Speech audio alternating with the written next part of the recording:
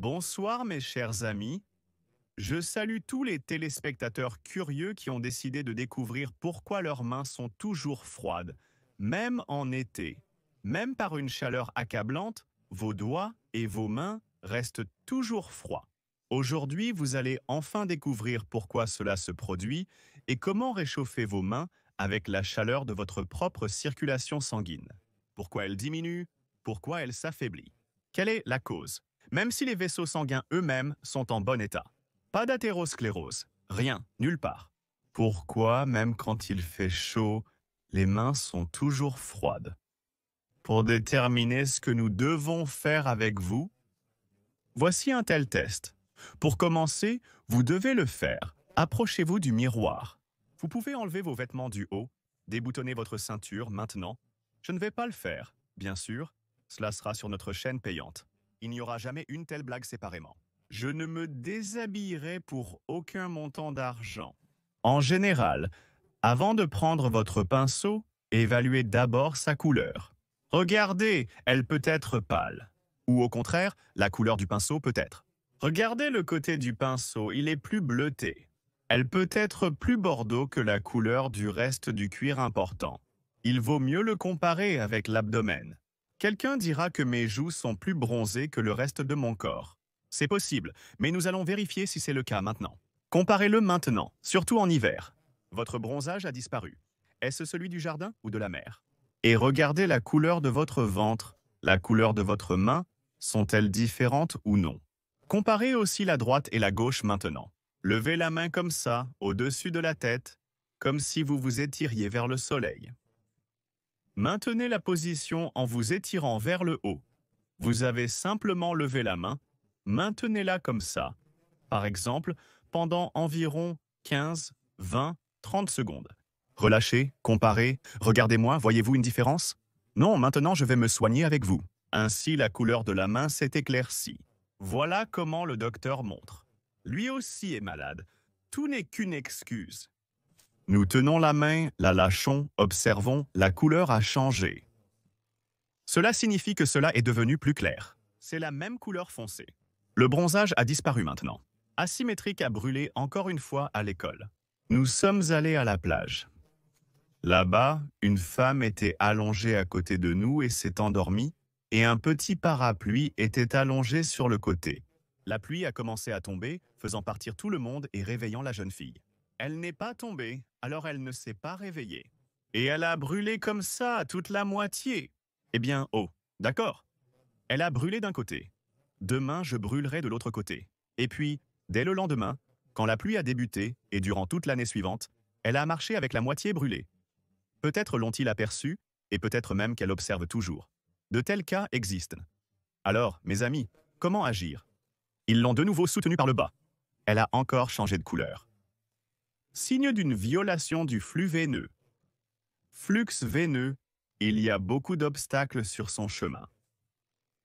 En premier lieu, à partir de la main, lorsque le sang nous échappe. L'obstacle principal est le petit muscle pectoral. Le deuxième obstacle est les muscles de l'avant-bras. Pour déterminer où nous devons travailler le plus, au niveau du petit muscle pectoral ou au niveau de l'avant-bras, voici un tel test, le deuxième. Voici comment vous levez la main, comme si vous vouliez demander à aller aux toilettes à l'école. Voici comment tenir votre main, ou peut-être la bonne réponse tout à coup. Vous savez, nous maintenons également cette position pendant 15 à 20 secondes. Ici, dans cette position, votre retour veineux s'améliore. C'est aussi à cause de la brosse, mais en même temps, sous le petit muscle pectoral, nous restons. C'est dans cette position que nous avons tenu notre main. Là, nous avons amélioré le retour veineux. Et nous avons regardé si le spasme du petit muscle pectoral interférait avec le flux. Regardons. Voici, très probablement. Je n'ai pas de petit muscle pectoral ici. Nous regarderons probablement.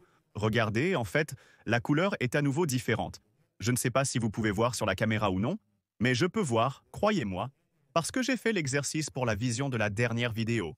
Regardez aussi si vous voyez mal. Alors, que faire maintenant? Comment être? Dans quelques secondes, eh bien, la couleur revient progressivement. Ce même test, vous pouvez le faire ici avec vos pieds. Ce que vous faites ici, vous le faites aussi avec un pied, mais allongé comme ça près du mur, posez un pied comme ça près du mur, posez un pied comme ça, mettez-le précisément sur la fiche pour ne pas le salir, tenez-le un certain temps et regardez, vous verrez, il est devenu un peu plus clair, un peu plus sombre. Enlevez vos chaussures avant de faire cela.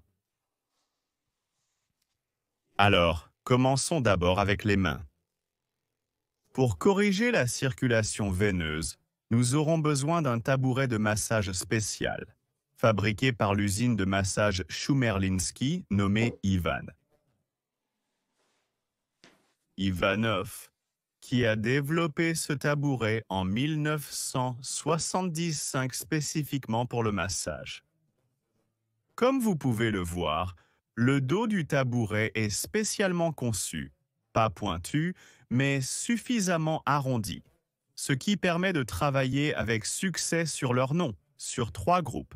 Ce sera sur leur nom, sur 3 groupes. Cela sera notre groupe central, ici au milieu. Ici sera le groupe externe. Si nous tournons votre main vers l'avant comme ça, je l'ai tournée. Si quelqu'un veut se montrer, vous pouvez dire latéral. Et ici est le médial, ce qui signifie le groupe interne de muscles. Si vous êtes intéressé par le nom des muscles, il y a plusieurs couches ici. Ici.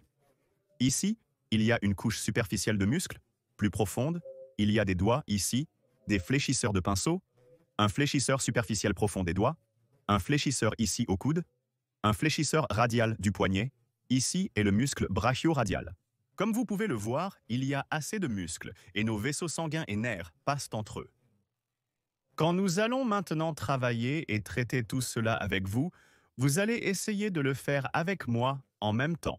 Et puis, nous essaierons de répéter ce test avec vous à la fin. Voyons s'il y a un résultat ou si toutes ces tentatives sont vaines pour changer quelque chose.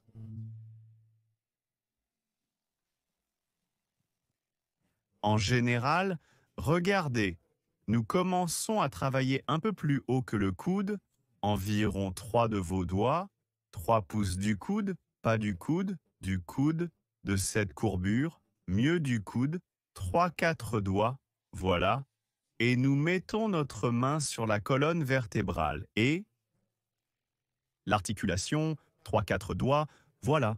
Et nous mettons notre main sur la colonne vertébrale, et en même temps, il ressent déjà une légère maladie. C'est suffisant. Si ce n'est pas le cas, nous travaillons comme ça.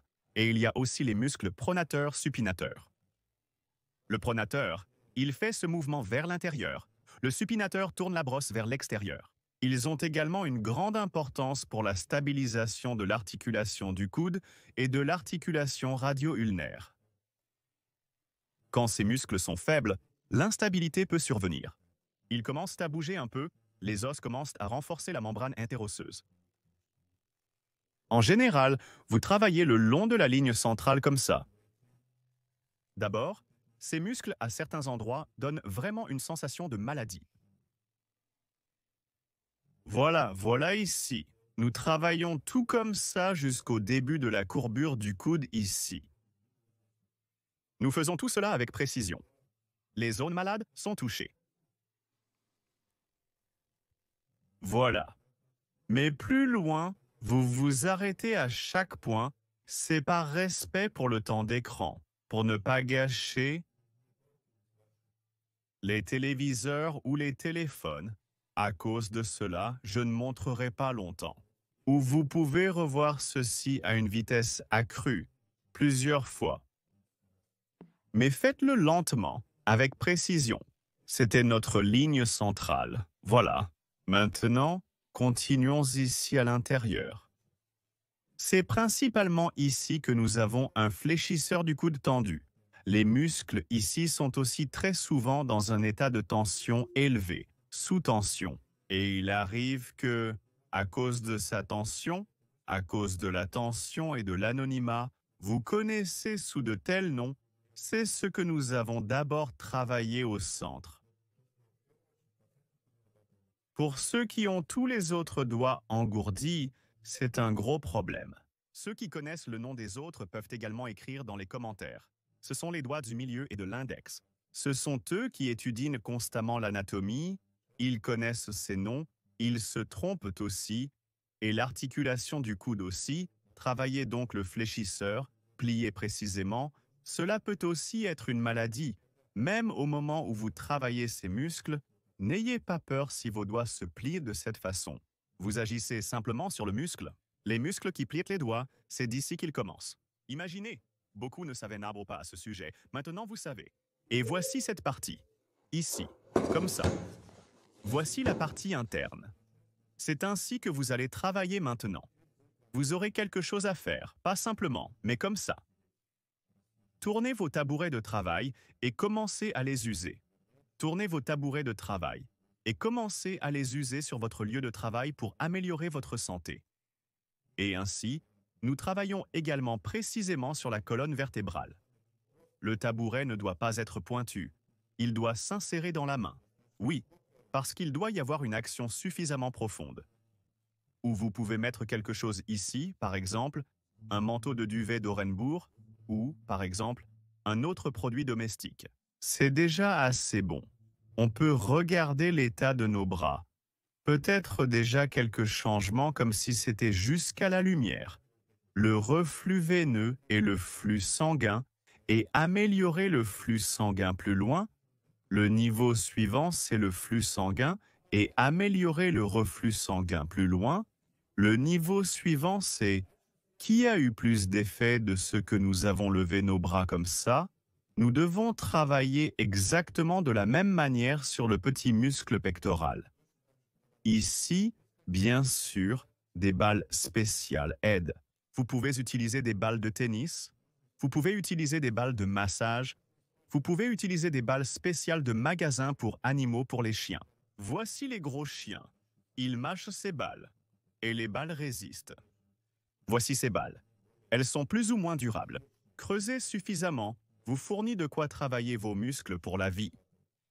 Toutes, pas seulement les petites pectorales. Notre petit muscle pectoral se situe sous le grand pectoral. Juste ici. Approximativement, pas approximativement, précisément au niveau des 3e, 4e, 5e vertèbres. C'est ici qu'il s'attache et commence à partir du processus coracoïde de l'omoplate. Le processus coracoïde de l'omoplate, une telle formation. Ici, sous la forme d'un corbeau, comme vous l'avez déjà deviné. Sous lui, nous avons un vaisseau avec un faisceau nerveux. Qu'est-ce que cela signifie? C'est à la fois une artère, une veine et un nerf qui se divise ensuite ici. Un nerf sur l'articulation du coude, radial, médian, 3 nerfs là-bas. Et vous mettez ici. Rien de terrifiant. Si vous ne tombez pas directement sur le petit muscle pectoral, vous mettez la balle ici, vous vous tenez près du mur, voici le mur devant vous, et vous commencez à bouger. Un peu à droite, un peu à gauche, vous travaillez ce muscle. Le signe de son raccourcissement est un déplacement de l'épaule vers l'avant comme ceci. Si vous faites cela, vous remarquerez qu'il se déplace légèrement ici. Comment faire cela? Regardez, par exemple, vous avez un mur ici. Vous avez une balle. Vous la placez ici.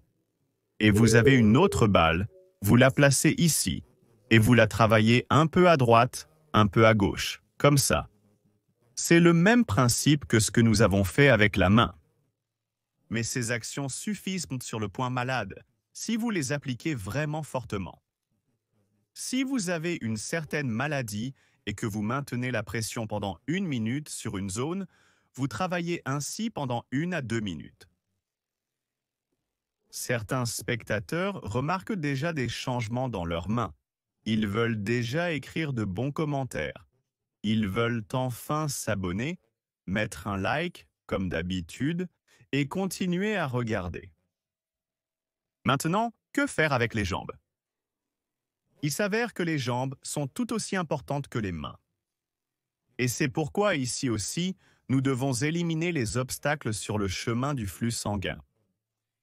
Mais il y a aussi un muscle ici, enfin 2. Non? La première chose, comme vous l'avez déjà deviné, par analogie avec la main, ici nous avons travaillé sur cette partie, et ici vous pouvez le faire avec le muscle pectoral.